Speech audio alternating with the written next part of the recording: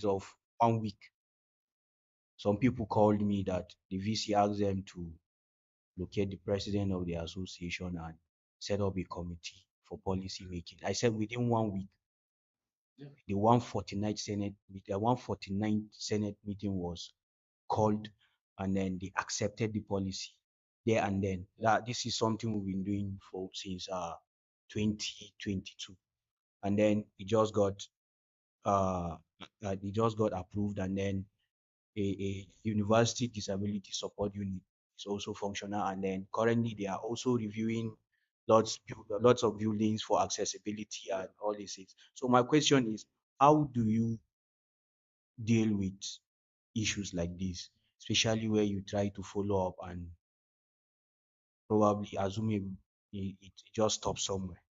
And secondly, what role will protest in advocacy play? Thank you. All right. Thank you very much. Okay. Don't worry. I have people here who will answer those questions. Hmm. All right. Let's hear you, sir. So I think my question is to them, is to the participants, because the whole idea is the advocacy, and is for you guys. So I wanted to ask, why do we advocate?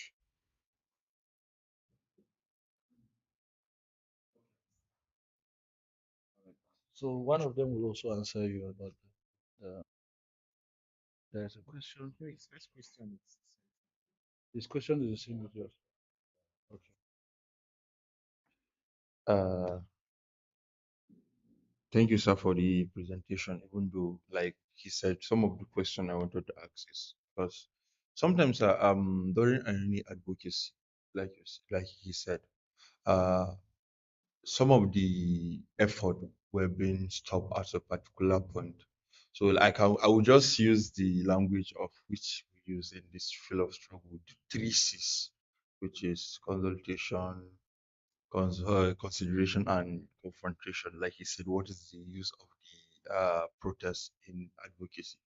So, sir, yes, is it necessary, sir? What if you exempt all the force, but still the policy you are pushing is not being given the uh, attention needed or the space needed? What do someone do in that aspect? Thank you. thank you very much. So for question number 2, please, you asked the question. Why do you advocate? if I will say plain language again, you will use it and tell No, me you in speak plain language. language. See, there are no rules here. That's why you Advocacy outside. in its word, in itself means support. In plain language, let me use the word plain language again. Basically support or soliciting. Yes. So why do we advocate? Because we're actually looking for something. We need to follow up. It's more like a follow up.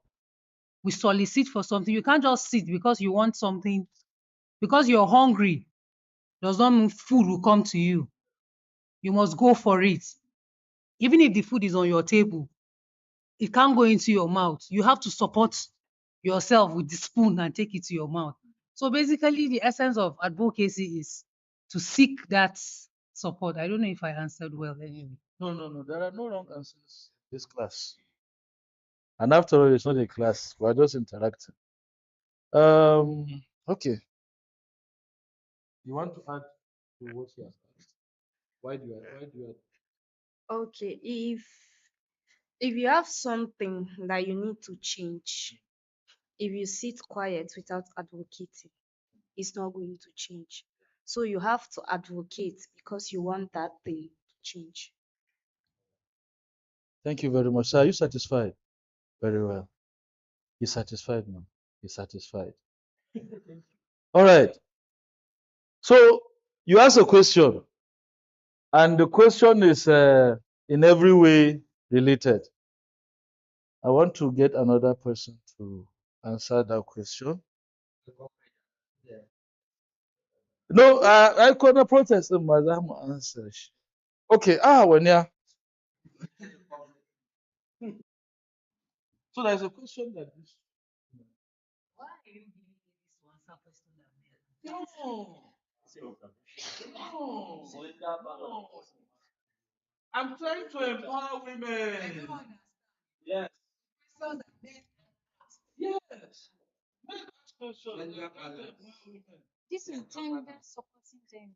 Yes, and I'm also supporting women empowerment. Sorry, sir, I didn't get it. Okay, ask him to just ask the question in one statement. Okay, sir, please can you? The no, there is only okay, the first one, yes. I said when you push for something and get stuck somewhere, assuming it's not going the right person, even after telling them this is who you are sending this, how do you go about Oh, okay, sir. In order to really do justice to my own gender and respond to your question, I think basically what Mr. Martins has been saying is also trying to point you to what you need to do. When it comes to advocacy, like yesterday, if you remember what we did in our group chat in group work, we were able to come identify targets, right? We also identified partners and um, allies. So in advocacy, when you advocate for a matter and it got stuck at a point, you don't stop there. One thing about advocacy is that you may not get the result at that spot. So it's a continuous process. And also you at the point where you realize, okay, you are not making progress, you need to go back and reflect on what are your advocacy strategies that you've been employing, and how can you make it effective now.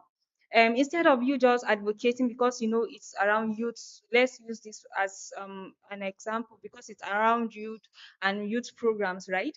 And you feel like, okay, we should just go and advocate to the deputy governor now that we're identified as it may not really be her interest, we're assuming, right? And okay, then you could, instead of advocating directly to her, who do we need to advocate to or meet in order to make our advocacy step to the deputy governor more effective? So we now identify the SE who is closer to the deputy governor. So through his influence and his interest in what we are pursuing, he will influence the deputy governor to do what we want or pursue for the change or the improvement we want. So it's all about strategy, strategizing and look at the steps you are taking. What do you need to do better? And also understand the issue. Is it something that can be changed within a short period of time, or does it take process? So it's all about all what in one word, Mr. Martins has done justice to really come down to our level where he has been using relationship, right? The girl, the female and the male toasting skills like that. That's to tell you that advocacy is more like a toasting the government, right? If let me use the informal word, toasting the government to do what you want them to do. And if you are going to ask somebody out or toast somebody, that's the way you reframe your words. You change. In fact, the tone of your voice needs to be changed. Your walking step changes. Your perfume, you use a different perfume that is attractive. That's to tell you that there are efforts that needs to be in place for you to achieve your goal. And sometimes when a girl turns you down at the first point, you go back again and again until when she gets to the Thank you very much. In fact, the only thing, sorry, sir. Uh, mm, mm, mm. you can toast bread. Yes. Uh, uh, mm, mm, mm. Uh, yes. Mm.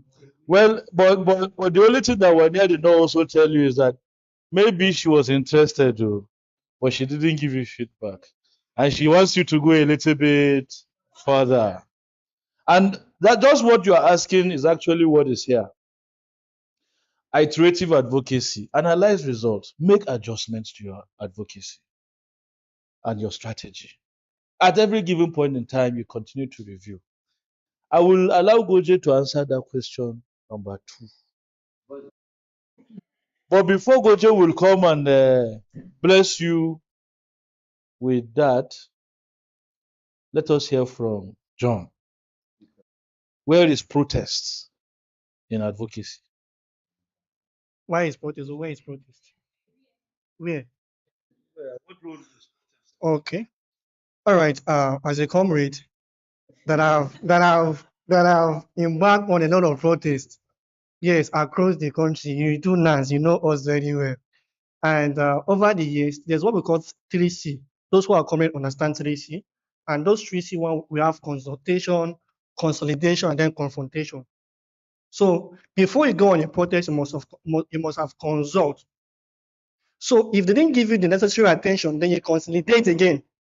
So then, if the government or if the targeted institutions that you want to actually that you're advocating for didn't give you the right thing to do, then you advocate. And then, as a former student union leader, what we do is that the reasons why most often you see us embark in a protest, we as a body don't want protest, but government and many institutions doesn't understand any language than protest. And many of them will give you the critical or they will give you the needed attention in Sunchikachi when you want to do protest. For instance, now, if you have what we want to advocate for in council, maybe to us, let's assume they actually increase school fee, and then the union government say no, they need to go and review it.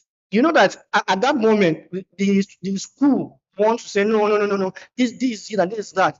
Then this one will now go back. That the first thing will first engage them and then say, no, sir, these things, there's high inflation in things, there's that, there's that, there's that. So now, and we know that the majority of people that are in council came from an average family. So, sir, somebody, you say something? All right. So then we'll try to give them reasons. We identify some of those areas and we said, no, you want to put the student on pressure. And again, with that, tell me how somebody that is now sponsoring himself, and then you have added, let's assume you've added 50,000 naira plus in the initial school fee. That will actually promote prostitutions, that promote people to go into a lot of vices in the campuses. So we engage them constructively and in other areas. But if they fail to, they will now say, okay, oh, now let's go back and do our traditional thing. This is where the protest now comes in. We now say, since now we've engaged them and they didn't give us the necessary audience, sometimes they give you audience, but they don't ask to what you want. So in order to get your own result, but like I told you, we don't want protest because I only have one thing. Since I started my unionism, I said you only know the start, but you don't know how it's going to end. So in a boardroom, we bring this to the attention of the management that we as union leader, we don't want to do these things. People should give us what we want. You are our father. In fact, we say, sir, you are our father. Oh. You understand? So basically, this is where the protest now comes in. Not as if many of the people not as if they want protest. You understand? But the only language that the government understand or act, if you want to get the government attention very fast, now go and do protest. In fact, you will see a lot of press release. Thank you very much. So protest is activism. At last, ba, it's activism and it's the last resort. This camera is on, so I cannot see what I did.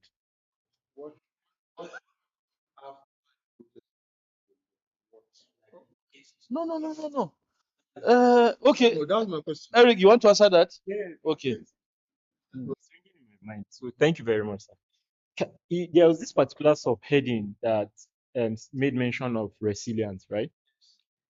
So, even that was why I said my own question was even asking myself other questions. All these issues of we've seen so many cases that so many things started because even the issue of the NSAS, that time that it broke out was not the first time that people have been advocating. So over time, so many people. In fact, funny enough, do you know that this document we are working on, don't be surprised, you might not be part of those people that will benefit. You might give up somewhere along the line, But that resilience thing, who will you be among those people that will still not give up, even while that first visit to the commissioner is not working, even when you will go to meet this person, they are using different languages on you. But how resilient can you actually be? How are we going to mobilize more armies? How are we going to change strategy? Just as she's saying, the basic thing is some things must, in fact, most of the protests in most cases, even the answers is not like we not sort. It actually helped in some things that gave birth to other things.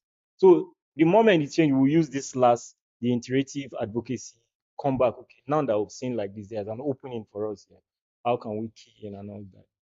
It's just that, sir, if your advocacy is donor driven, and maybe it's just for a 6 month or a 1 year, and as of that 1 year, the target was not actually achieved, and your people are packing out, you know, that's why I'm just linking my own question. So we've seen most cases that most times networks abandon the movement because there is no A, B, C, and D. So in cases like this, they were being moved by young persons. And we know so many factors that hinders our participation. Big one, finance, as small as it is for transport. I might be willing, but I don't have that process like that. I want to keep up to time, our time bound thing. How do we do it so we don't end up hitting ourselves that we could not achieve it based on our timing? Okay. So, you want to answer that? Or you want to ask? You want to add? Add in 30 seconds because we don't want to keep Gojo waiting for us. Okay, so maybe I can also try in response to that. So I think at the end of the day, we need to ask ourselves a question, because I believe we have the voting power. And when we advocate within a time period and time frame, we advocated for something as young persons that is of collective goals, and it's not achieved, then it goes back to, then who did you elect, or who are you advocating for to lead you? So it will tell you that in the coming election year, or in the coming future campaign and election, when your focus will be shifted to the real people that really stand in or have the vision, the real vision that would bring about development. So I think to attempt a response, because I hold the mic, and to Mr. Eric. I think one thing about programs like this or interventions that are coming into the state is that it's not just done because a program is bringing in or is supporting it. The purpose is for us to have it sustained. So they are just providing more like a technical support to build your capacity after their time, or after the time frame they are being allocated, or their funding frame. They've expanded it. You are capable, or organizations that they've engaged are capable now to single-handedly carry on and sustain those interventions. That's why you could see governments are involved, others organizations are involved, because they need to see the reason why they should start projecting their fundings and resources into other aspects that development partners or donor partners are bringing, touchlighting or trying to advocate for states to do at the end of the day. So it still bounce back to, are you ready to sustain this cause? There is one word called ownership. Is it for you? If it is for you, eh? Resources that you need, you will map it. How you will get that resources, you will also map your sources. Most of the time, and I like your question. Uh, Years ago, they were mostly donor sponsored and sustained advocacy.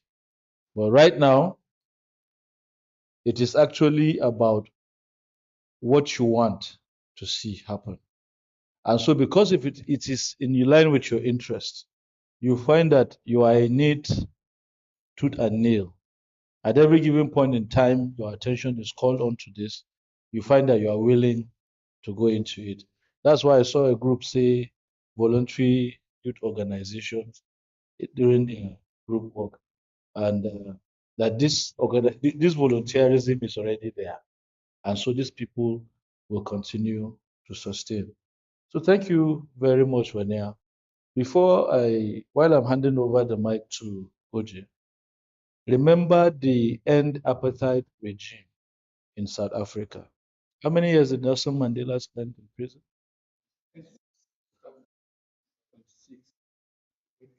Remember how India struggled for independence?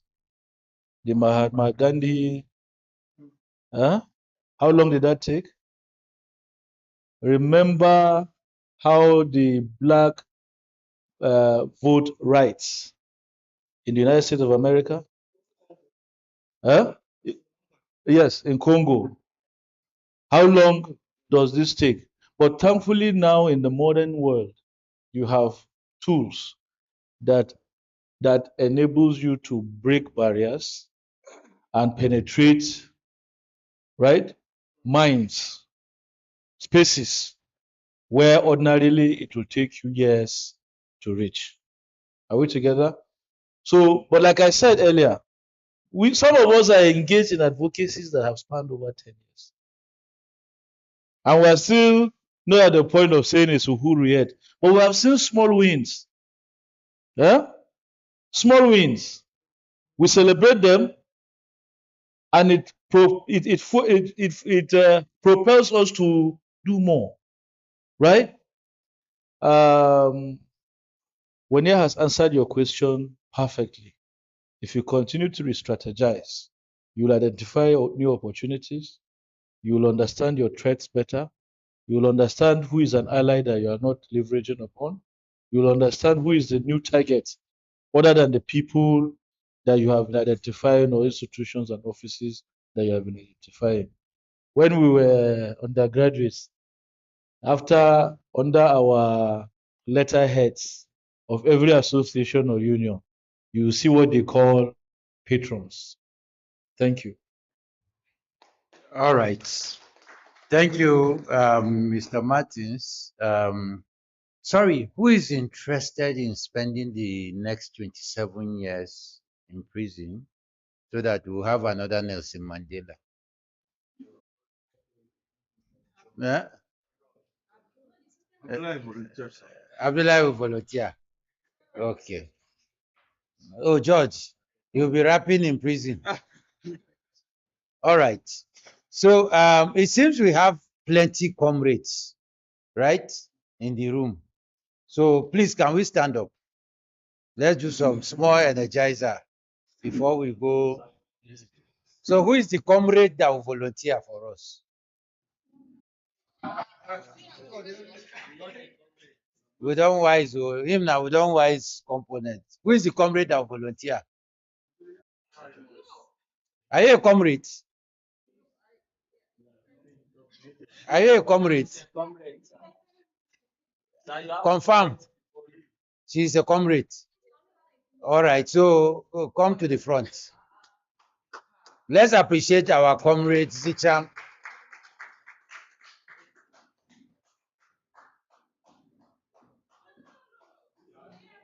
You now remember. Okay, you remember that you were a bystander. All of a sudden. All right. So who is volunteering? All right, come to the front. Akwai ihun nan da kuke aluta why. So just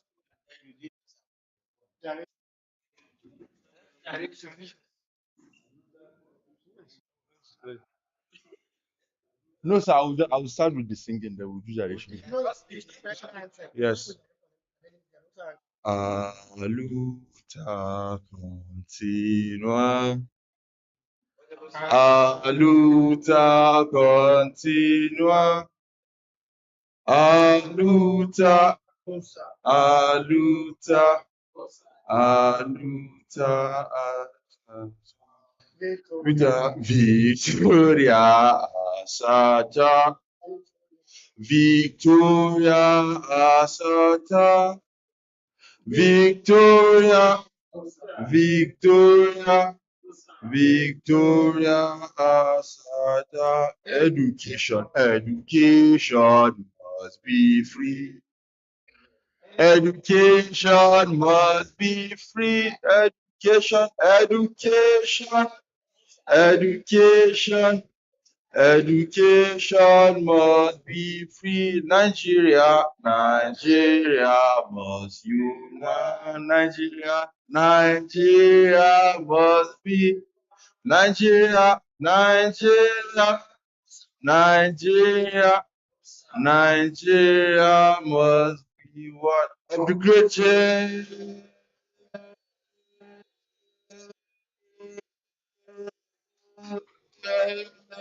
Nigeria youth, overconscious Nigeria youth. I want to see, I want to see, I want to see, I want to affirm. Permit me to introduce, permit me to hand the mic over to Sagoji.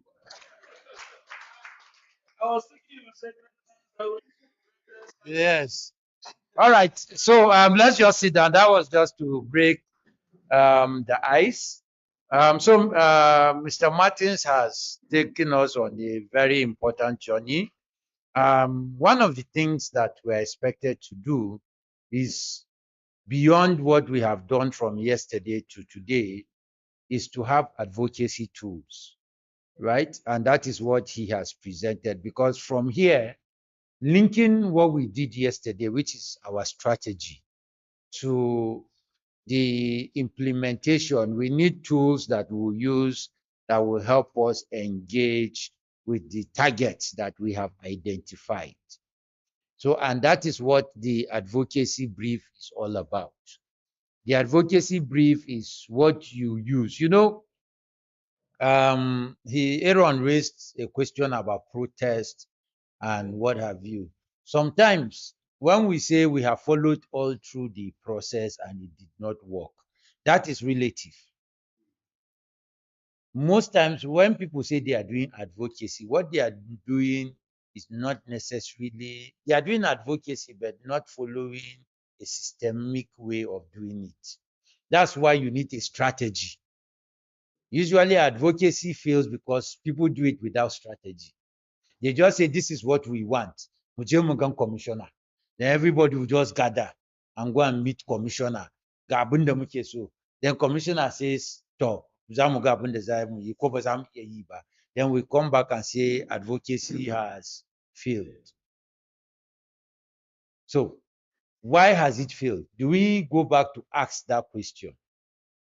Why do the advocacy fail that we are now thinking of resulting to doing protests?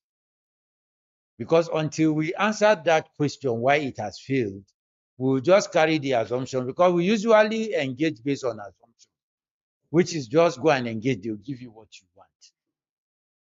But that is not what it is in reality.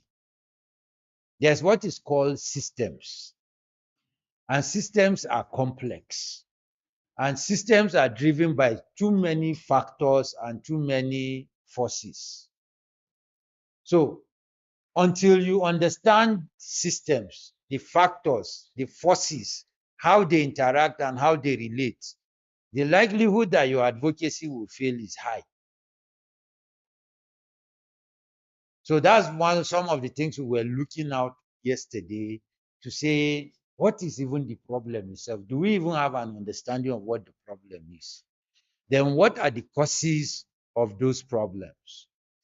And then what do we have internally that will help us do our advocacy? What factors externally can either enable us or hinder us from doing our advocacy? That is what SWOT analysis is. The strength and weakness is to look inwards. We inside this room and representatives of our youth, what is our strength? What is it that we have to our advantage that we don't need anybody external to give us, but we can use it for our advocacy?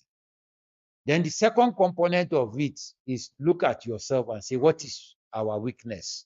What don't we have that can hinder us from doing our advocacy and achieving our results? So you have done reflection on yourself internally. Then you look external. where you're looking at what are the available opportunities that you can take advantage of to enable you carry out your advocacy and achieve your results. Then you look at those are external opportunities. What are external threats? Those things that can hinder you from achieving your results. So before you start advocacy, you have to do that assessment. And even in your life, it is expected that we do those things. And I tell people in the civil society work that all these things we do here, if we can only apply it to our personal lives, well, I will not have issues. Because how many of us do sit down as individuals to reflect on ourselves, to ask, what are my strengths? Where am I now in terms of my strengths? What are my weaknesses? And what opportunities are there available for me that I can take advantage of, right? And lastly, what are the likely threats around me that can stop me from achieving what I want out of life? So that's what SWOT analysis will do for you. Then, having done that, you have identified the problem, you have identified the solution, you have assessed yourself and the external factors that can affect you. The next thing you should do is to identify who has the interest or the influence or power to change that thing that you want. If it's in government, you begin to analyze government by mandate, by influence, by interest. Who is that person that can give you what you want? Then you identify the number one person that has the ultimate power to do that. Then you ask yourself, that person, he might have the power or the influence, but does the person have the interest on the issue you're advocating about? Because if he doesn't have interest, he will not pay attention to whatever you're doing. So once you identify that, let's say, for example, the governor is your number one person that if he says Gashi, he has the power for these things to happen. The critical question is he interested in it? If he's interested in it, it makes your work easy. If he's not interested in it, then it makes your work a bit more complicated. Then you begin to ask yourself the next set of questions.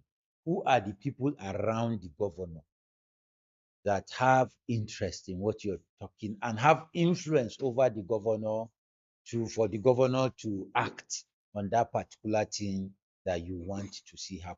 Then you bring out those people depending on the issue. If it's on the issue of implementation, you do this. You look at who are the people that by their mandate, it is their mandate to implement this particular DDR. Then you identify them and all of that. So they become your targets for advocacy. Then you look at allies.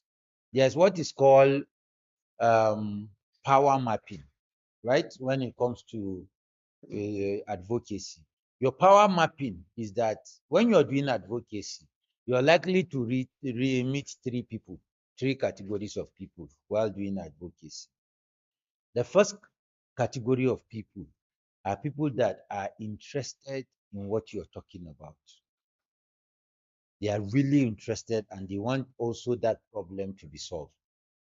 The second category of people are people that don't want that problem to be solved because they are benefiting from that problem. I tell people that problems are artificial because somebody is benefiting from it. That we have bad roads is because somebody benefited from it. That when you go to hospitals and cannot get certain services is because somebody has benefited from it. So if you come and you want to change that system that the person is benefiting from, you think the person would. So you call them opponents. Apart from your allies, you have opponents. Then the worst of the two are the neutrals. They have advantage, but they are the worst of the two. They are neither opposing you, are they neither supporting you. So as long as sun ci abinci sun tashi sun koshi and then life goes on, They don't care whether you change any decision or any policy or implementation. So when you're doing that, you need to factor all of those into what you're doing so that by the time you start your advocacy, you already anticipate that, okay, there's this person or this person might not really want what you want. So, for example, I can throw a question and ask, who do you think will oppose this demographic dividends roadmap? On a normal way, logically, you think nobody should, right? But I can tell you that there are people that will be against it. You know why? And I'll give you a simple example. If this DD is implemented, there could be other MDAs that, because the Ministry of Youth has not been there, they are the one that have been implementing it. So they are already the ones taking ownership of the implementation of that component.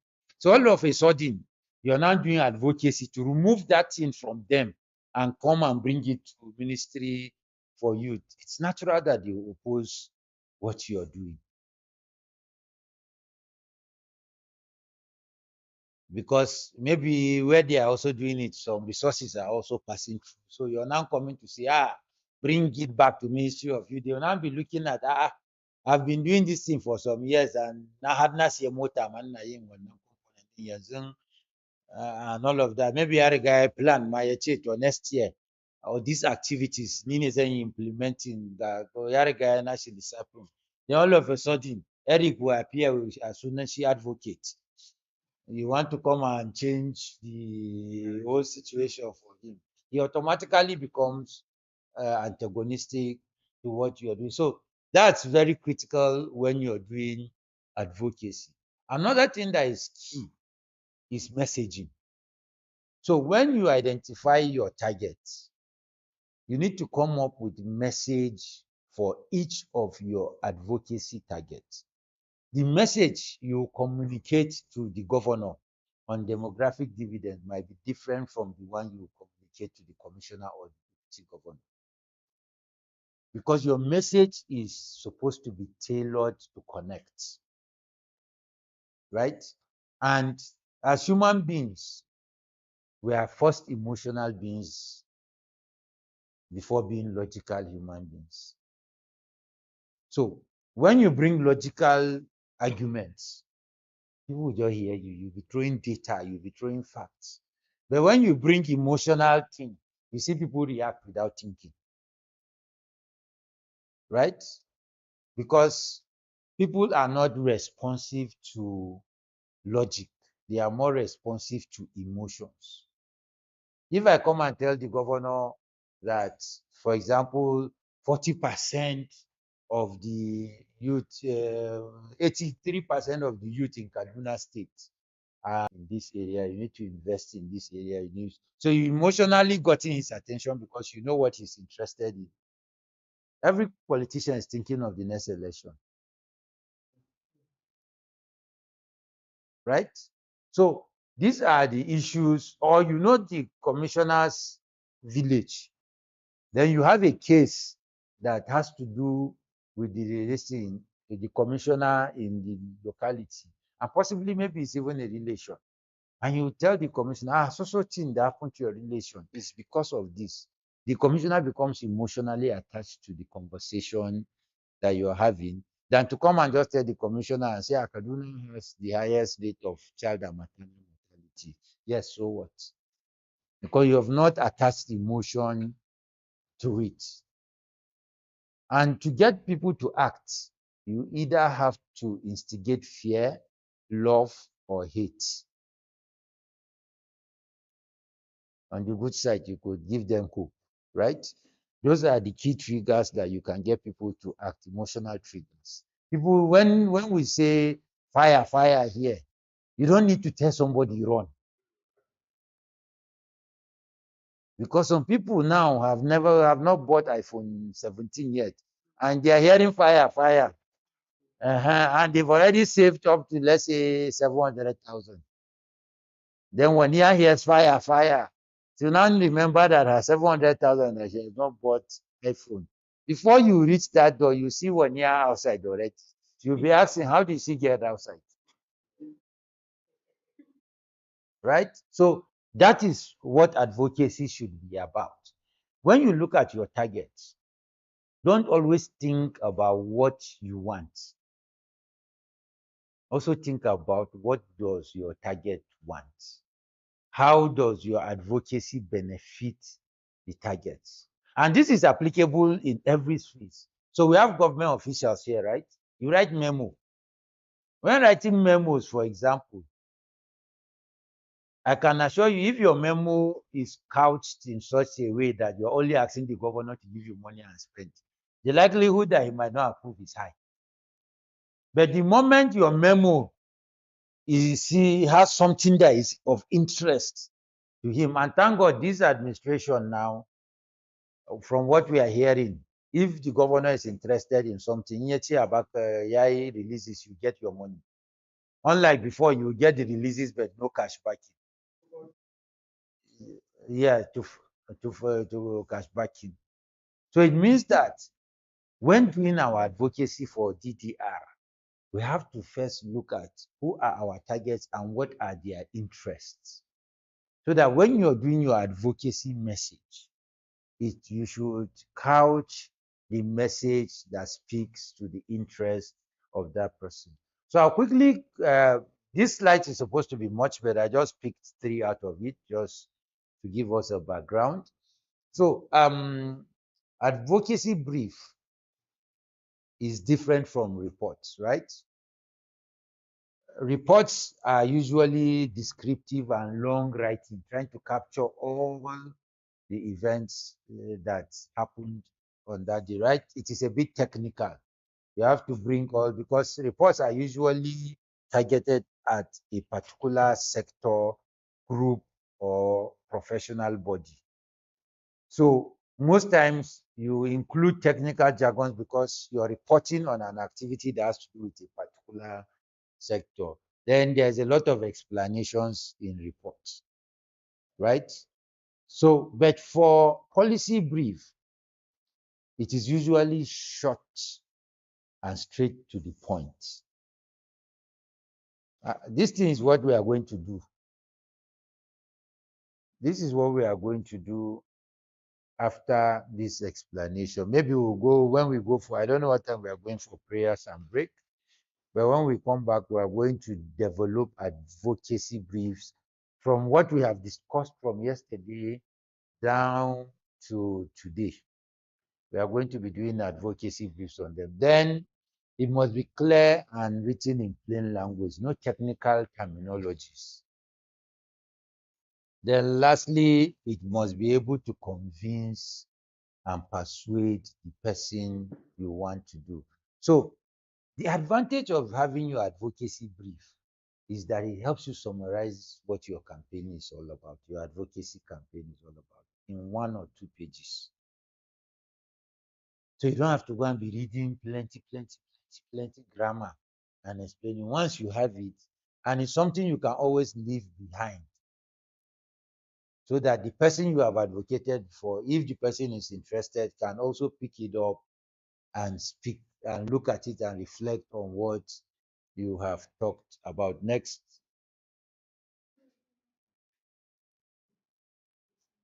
So he has entered meditation level. It's as if the energy is down. 90% of the people are in their phones, not on it. Is they are inside. I can see many people inside their phones. The level of focus, right? When here is inside our phone. Yeah. Okay, well done. So the core elements of the brief that we are going to be developing is we are going to look at what we are proposing to do is that we are supposed to have 5 thematic areas. So for these 5 thematic areas, we want to identify one issue at most that we want to advocate for. So we have governance, we have health, we have education, we have economic empowerment, we have what's the last one now? security, right? Who am I to forget Eric? Right? So we want to see if we can come up with briefs on those 5 areas. So for each, you have to create a title for your advocacy and you have to specifically tell us what you want to be about. Then two, there should be an executive summary. But usually, if you've written any document before, executive summary comes last. It's after you have developed the document, then you now do the summary so that somebody that does not like reading can just read it and capture everything you want to say. So you do all the grammar and all of that out of it. So coming to the main document, you have to first, in few words, tell people why the issue you are advocating for is an important and urgent problem that needs to be addressed. In a few words, why is it important? And usually, at this point, you're supposed to be emotional. You're supposed to have a point of connection, right? Uh-huh. So Wania said there was a lot of toasting in Martin's presentation, right? So in toasting, let me tap from men of experience. No, sir, I'm not looking at you, sir. Yeah. I'm not looking at you, sir. We have legends in here, right? So let's say the problem is you want to get no, but ladies should be toasting men too now. Yeah, oh, do you have experience? Share with us. No, sir, not on camera. Okay, not on camera. All right. For security reasons. Okay, you're more strategic than the men. It's all strategy. Right positioning, manipulation, strategy. Okay, now. Men, you people don't have strategy at all. Straight to the point.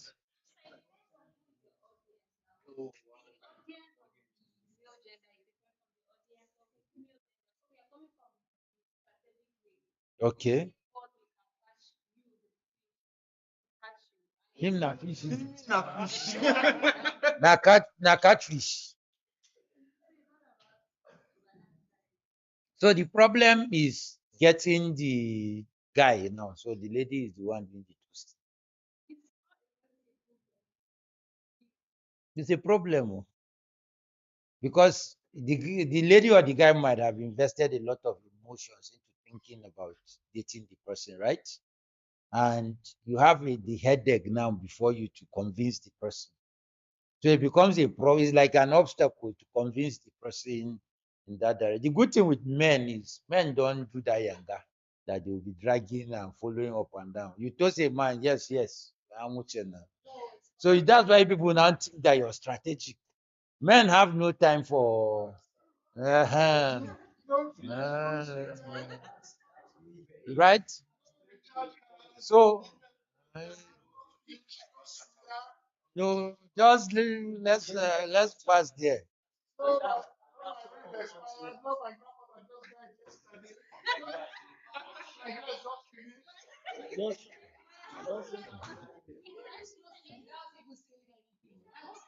Yeah.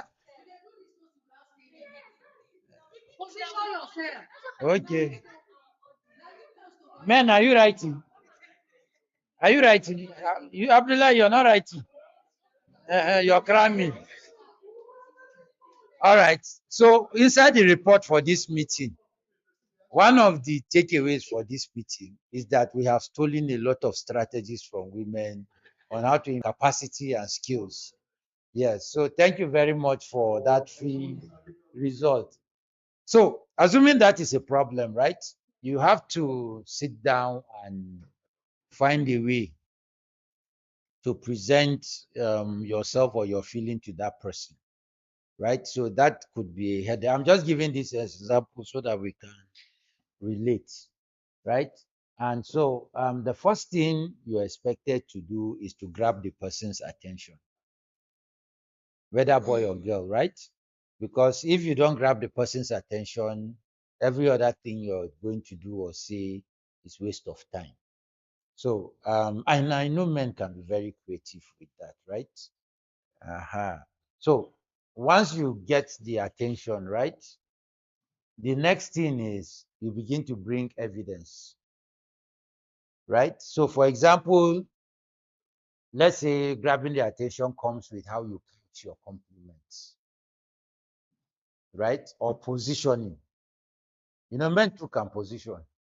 Yes, men can position. So let's say either positioning or compliments is used, right? That is, you present it in a way that grabs the person's attention. Then, secondly, is evidence. So if you say you like somebody, right? What is the evidence that you like that person? Money, evidence. So no be me talker. So according to Usman, yeah, 2025. What's today's date? 18th. What's the time? What's the second? So that we'll quote him very well. So you present those components that provides evidence that you have feelings for the person, right? Then you can now formally make your proposals to this is what your true intention is, and then you you you tell the person more like a call to action, right? What how do we couch this call to action? You know, I don't have experience in that component. George, from your years of experience, what component of toasting do we capture this call to action? Yes. What how you can help us illustrate? Very experience is there. So this is a disclaimer. This is not this this is not the final, right? It is one of the so as I was saying,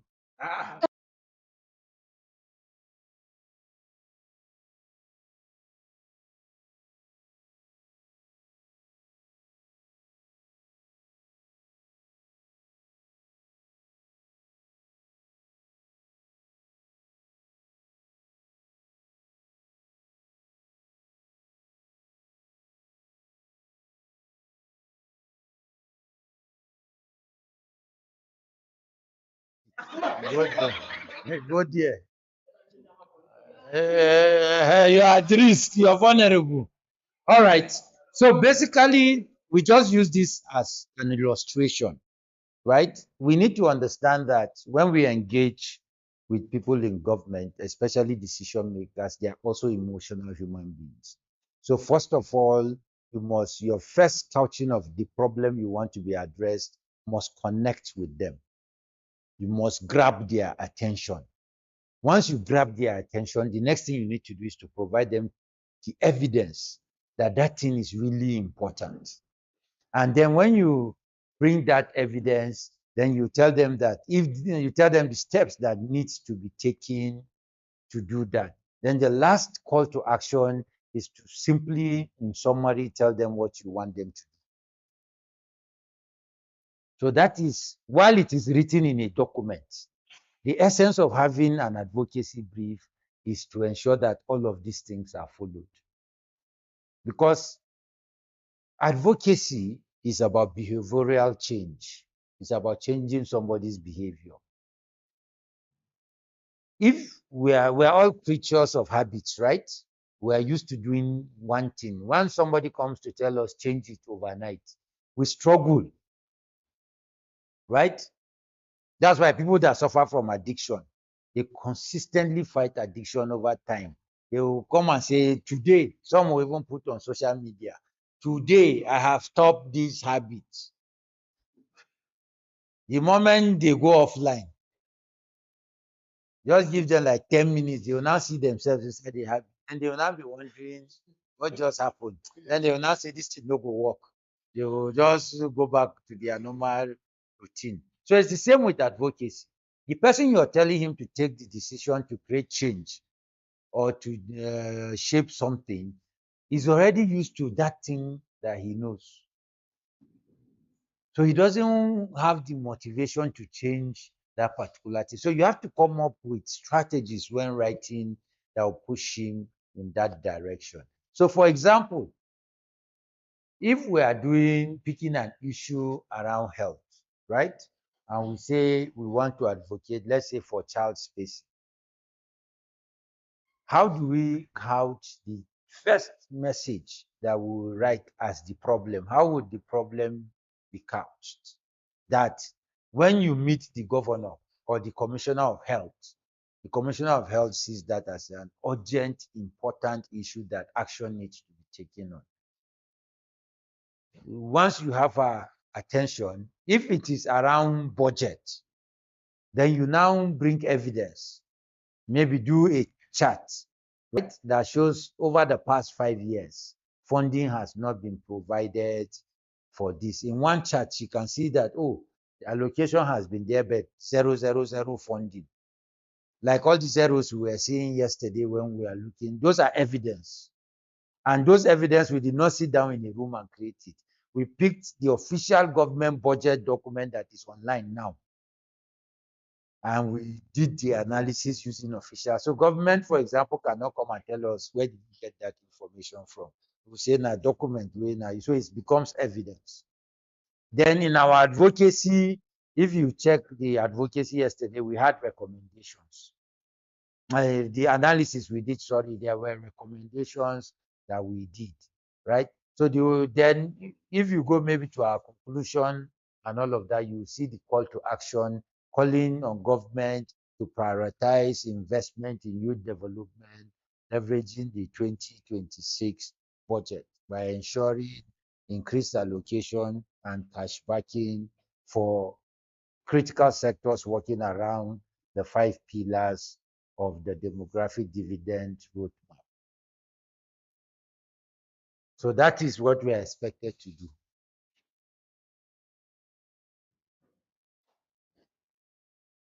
Yesterday you cracked your brain, right? Today you break your brain. Crack is, it can just be. So now we are going to share the groups into, let's move to the next slide, into the 5 components. And you might not be much today. You might not be much today. So the cracking will be good. The argument will be less. All right. So who usually is your advocacy brief? It's used when you are engaging senior government officials, legislators, governors, traditional religious leaders, and the media. And your advocacy brief is good for the media. Because anytime they want to do anything around your advocacy, they just pick the advocacy brief and it tells them everything they want to know about your advocacy. So what we want to do is, for example, the first group that is working around governance, right, will focus on Ministry of Youth Development. Because when it comes to the governance component of the DDR, it is largely going to be domiciled in the Ministry of Youth. Then you now look at under the DDR framework, what is the top priority around the issues that would be advocated for. So, but the component of the governance we are looking at would likely be the problem we talked about yesterday. that we did the group work. You know that weak coordination. So that is what the first group will be picking on. The second group will now look at education and well-being. We'll share the work plan under the annex in the roadmap. So it breaks down each sector and what activities and areas of investment government needs to pay attention on. Then we'll look at health, we'll look at education, economic empowerment, peace and security. Then we'll use these formats to do that. Said, do you have the Word document we used that had a sample of the brief? So that you can project it, so that we'll use that as an example for us to see. So generally, that is what we're expected to do. But for what you did yesterday,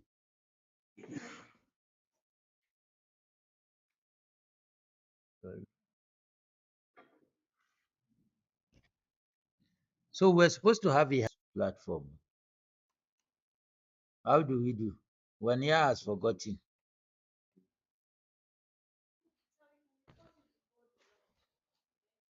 So what we have done is that before this engagement, we have done a draft advocacy strategy where we met at our office and had that first draft.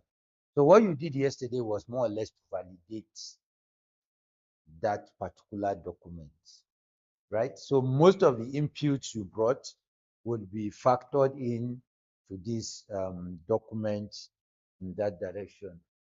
I believe everybody does not have, everybody's eyes is still functional.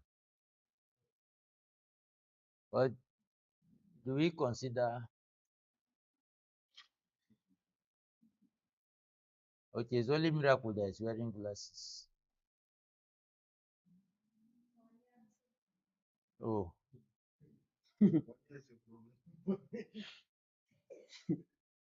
So based on, if you look at the advocacy issue or problem, George, you help me be scrolling it down so that I should not be coming.